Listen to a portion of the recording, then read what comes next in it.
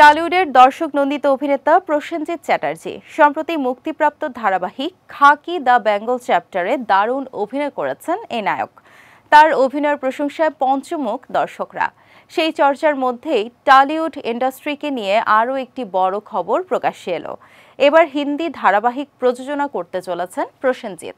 ভারতীয় গণমাধ্যমের এক প্রতিবেদন থেকে জানা গেছে, বাংলা ধারাবাহিক প্রযোজনার সঙ্গে যুক্ত রয়েছেন প্রসেনজিৎ চ্যাটার্জি। তার সংস্থা এনআইডিয়াজের প্রযোজনার তালিকায় রয়েছে মহানায়ক, আলোর কোলে, অমর সঙ্গীর মতো জনপ্রিয় ধারাবাহিক। বর্তমানে ছোট পর্দায় চলছে তার প্রযোজিত মিত্তির বাড়ি ধারাবাহিকটি। পাশাপাশি এবার হিন্দি ধারাবাহিকের প্রযোজক হিসেবে দেখা যাবে প্রসেনজিৎ চ্যাটার্জিকে। কভি নিম নিম কভি শাহত শাহত শিরোনামের একটি ধারাবাহিক প্রযোজনা করছেন এই টালি অভিনেতা।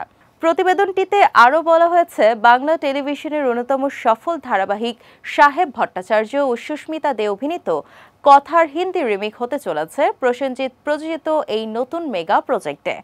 যদিও প্রসেনজিতের সংস্থার তরফে এই বিষয়ে এখনও আনুষ্ঠানিক ঘোষণা হয়নি। বাংলা টেলিভিশনের একাধিক সফল প্রযোজকের আগে বলিউডে হিন্দি ধারাবাহিক প্রযোজনায় নাম লিখিয়েছেন। তারা যথেষ্ট সাফল্য পেয়েছেন। এবার সেই তালিকায় নাম লেখালেন অভিনেতা প্রসেনজিৎ চ্যাটার্জি।